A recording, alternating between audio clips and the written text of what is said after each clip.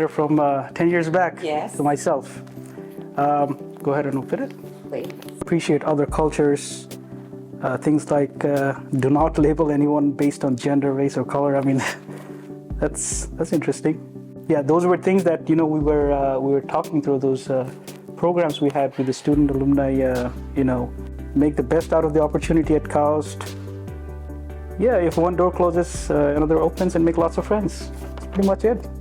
Words to live by. Yeah, I mean, no, thank you for saving this. I mean, this is unbelievable, actually. I'm actually, kind of words escape that kind of a moment right now. Do you feel emotional? Yeah, absolutely. While we're reflecting on 2009, could you tell us the story of how you ended up at KAUST? Where were you before? So I just, so it was 2008, I completed my bachelor's in electrical engineering from the University of Nottingham. And back then, I was just starting to apply for grad schools. I was thinking about moving to the States or the UK. Applied to a bunch of places. Then one of my dad's friends actually said, there's a new university opening up in Saudi Arabia. You should really think about it. And there's a lot of opportunities. There might be a lot of opportunities there. And I didn't think much of it. I was like, okay, just go ahead and apply it. And lo and behold, 3 weeks later, there was a call from I forget his name, but his name was, he was from Thailand, and he called from Thailand. I think KAUST was had a lot of people in different places. So I did spend time in Malaysia. So I guess they assumed that, the best person to contact would be somebody in that region. And he got in touch and said, hey, your application went through the first round, and we would like to schedule an interview with you. What would be the best location? And then you have been accepted to this KAUST Discovery Scholarship Program. But we want to take some time and talk to you more about your career path and what you hope to get out of KAUST and everything like that.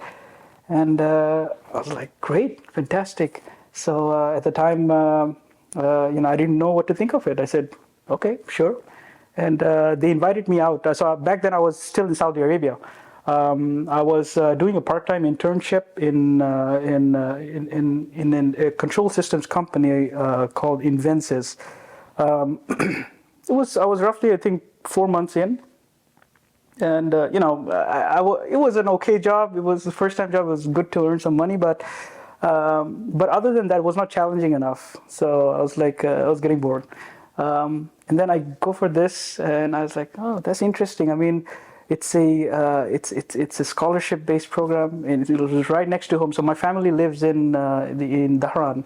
So my dad is going to retire this year. He used to work for he works for Aramco.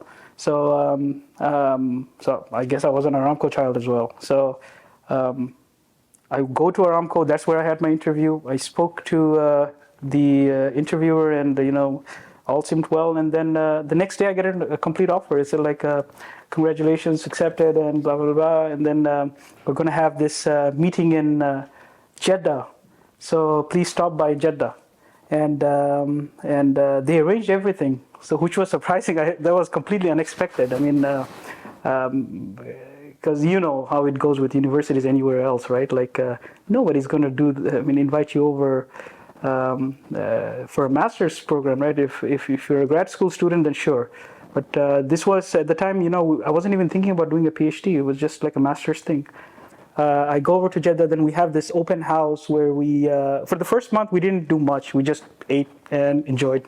And then all I knew, my exposure to whatever, I'm in right now in terms of technical field and expertise, I had no clue. I was thinking that, okay, fine, I've been working with control systems. I'll keep doing that. I didn't know that there was a whole world beyond that. I wasn't thinking that far ahead. Then I met my PhD advisor, the soon-to-be PhD advisor, and he spoke at length about different things that is being done, and he gave his entire history of his grad school and the amazing things that he has done. And I was like, that's what I want to do. That's what I'm going to do. So I spoke to him. I tried to, get into his lab. He didn't have a lab, but it just sort of fell in place. He picked out the students that aced his quizzes, and especially the surprise quizzes, and then he started working, and then we just hit it off. Were you one of the students who Yes. aced his? Yes, I was. Actually, that's why I think he took note. Otherwise, there were, I think, 15 or 16 in that class. So it was a semiconductor, fabrication class. So it was interesting. A lot of the concepts they were explained so nicely, and the things that could be done. That was, he was a very, he gave a very big, vision 2080 kind of picture. What could be if you enter this field. What are the possibilities? Those are things that I had no idea, how to get into. So that opened up my mind, and then rest is, history, domino effect. We didn't know what a research attitude was. Well, I didn't know what it took to be a researcher, right? I was thinking that research things are more like, course projects, right? You spend like 2 hours a day and then but it's not. It becomes part of your life. You get addicted to it at some point, and it is a sort of an addiction. And then at that point, it no longer becomes a job. Rather, I guess it becomes a passion. Then there are, of course, issues for people who have a family and settle down. But so far, I haven't faced that problem. But I guess I will at some point. But I fell in love with whatever I was doing, and one thing led to another, and then right now, basically, I'm going out of my Kaust years. Somewhere in 2017, 2016. Someone actually, I don't know, I don't remember who said this, but someone actually mentioned to me that, if you make just 100 of your, say, innovations and then sell them, and if they're able to make positive impact or create new value, that is a greater impact than a lot of the, cyclical research papers that you keep pushing out. So, of course, these are just my, his words and my words, but it's an opinion that varies from person to person. But I took that to heart, and I said, okay, I'm working on something that's applied. I'm going to make it a startup. So I did get a lot of push from my current advisor. So he was my postdoc advisor, and he sits right across from here. So he said, like, you have a winning technology. Let's make it a startup. So he and I co-founded a company, and so right now I'm digressing into that. So what we're doing right now is making these really sensitive chemical sensors, especially for things like early warning for lithium-ion battery safety, especially in traction batteries for electric mobility. So electric mobility is going to be the future in any case. So it's basically, be it cars, buses, trucks, they're all going to have lithium-ion batteries, no more gas-powered engines, and then the whole, green environment spiel. But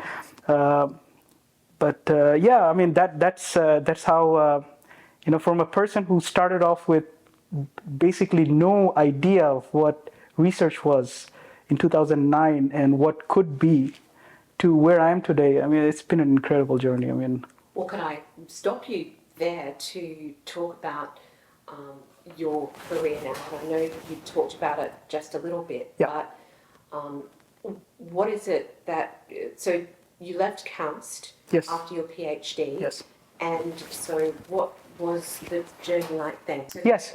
So I left KAUST in so I graduated in March 2014. Then before that, I was looking for postdoctoral positions. So at the time, my I was thinking that the best possible pathway, the next step in my career, would be a professorship. So I was preparing for that. So I said, I'm going to go to one of the top schools, get a postdoc done, do some good research, and then apply for faculty within the U.S. So I started my postdoc in June of 2014, actually. So then I had my big breakthrough in research in 2016. Which led to you then founding your startup. Absolutely. So we were under this. We were funded by the U.S. National Science Foundation back then, and this was part of their. They have this program called the Industry University Research Collaboration, where their goal is to basically translate technology from lab to the real world within a very short span of time. So we were one of their, test cases. So we were given a massive funding from the federal government, and to develop these sensors that are very low power and very cheap, and you can just deploy them in the millions over infrastructure for air quality monitoring and stuff like that. So that was a big hit. So it got publicized in various media, and it picked up a lot of traction with a lot of the industry members. So we are part of this thing called the Berkeley Sensors and Actuators Center, BSAC. They sit on the 4th floor of this building, and a huge traction. And everybody's like, so nobody is making these sensors. They're like, so who's making them? Why don't you guys make them? And I was like, yeah, why don't we guys make them? I mean, Ali. So basically, he's my co-founder. He was like, he says to me, why don't you spin it out? I mean, this is an amazing technology. Everybody wants it. Just spin it off. And that's what we did. So in 2017, I took the decision in February. So I was mulling this thing over for quite a few days. I spoke to my family. I spoke to because it's a huge undertaking, right? It's not an easy thing. There's a lot of uncertainty associated with it. Then in April 2017, we incorporated the company with no funding. Nothing to our name. Then the goal at the time was, we're going to approach the federal government, because the U.S. has an amazing program for small businesses, where especially deep tech small businesses. The idea is, if you have a winning technology, if you have a viable customer traction, we're going to fund you to take it to the next stage, to a higher state of technology readiness. That's what we did. And in 2018, we got funded for the first time. We were contracted by NASA to develop these multi-gas sensors for their next generation of space suits. So apparently astronauts need that when they're recirculating the air inside their space suits. And there's no technology that's low power enough, because they have to be on spacewalks, and the battery drains. They're on a battery pack effectively, right? So they need sensors that are sensitive enough and low power enough that could be deployed, and small enough that could be deployed at various points within the spacesuit. So that was the first project that we got. NASA was our first customer in a sense. So they were trying to make these low-cost sensors. And funnily enough, the idea then evolved into these sensors as redundant evaluation technologies for assessing the atmosphere of planets. So what they have a bunch of instruments on their rovers when they deploy them on different planets. So what happens then is, scientists argue with each other, say, hey, there's water there. Maybe that's not water, but so they needed instruments that they could cross correlate. So that's where they saw a gap, that we need these sensors that could augment existing infrastructure. And then from then, we got another funding from the U.S. National Science Foundation again. This was 2019, so we just ended that, and where we are basically trying to introduce these sensors for post-harvest produce management. So it's a critical unmet gap right now. So these produce in transit, they decay over time, and there's no technology right now where they can take measures immediately to prevent food loss. So that was one of the interesting projects that we just ended. However, the singular focus that we have right now as a company is in electric mobility, and this is where we've gotten the most amount of traction. And our company's direction right now is basically to become the supplier for early warning battery safety for electric vehicles.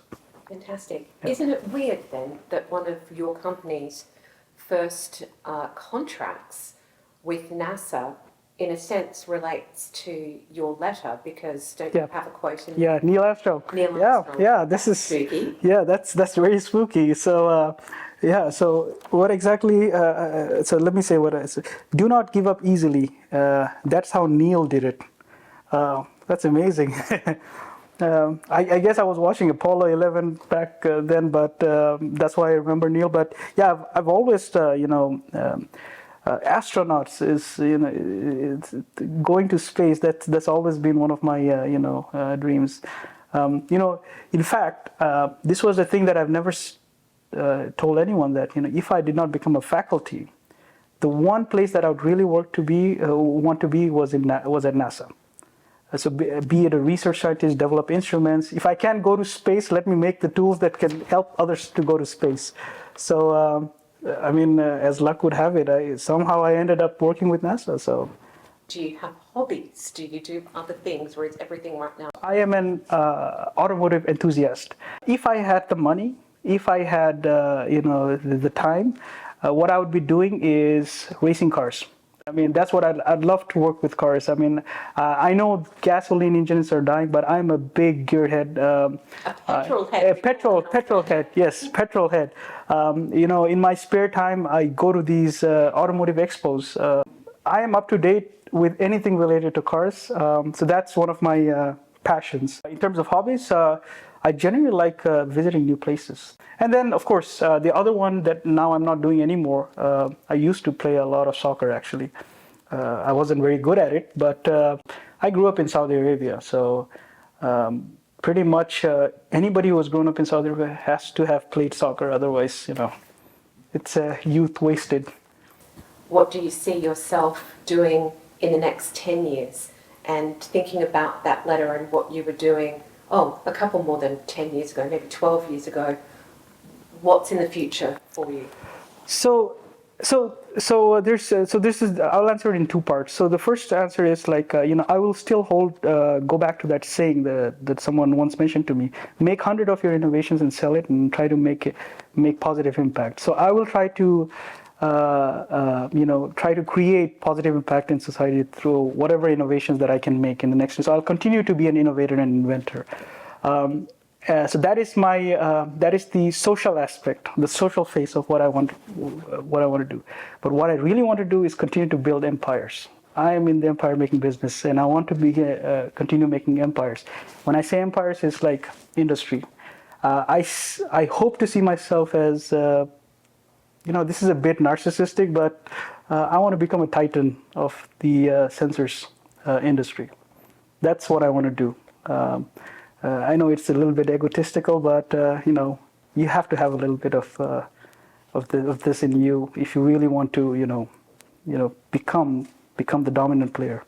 Well, I hope then that in becoming a titan of your world of work, that you recognize that KAUST had just a little bit absolutely play in getting where you are. I would say more than a little bit. So yeah, absolutely. Like I said, before 2009, I had no idea what could be, right? Everything. KAUST was the place, both directly and indirectly, that brought the right people together. I would say KAUST is the melting pot for the entire region there. So the right talents, the right time, the right conditions were there, for things to happen. So yes, KAUST did play a big role in shaping my career and where I'm heading next.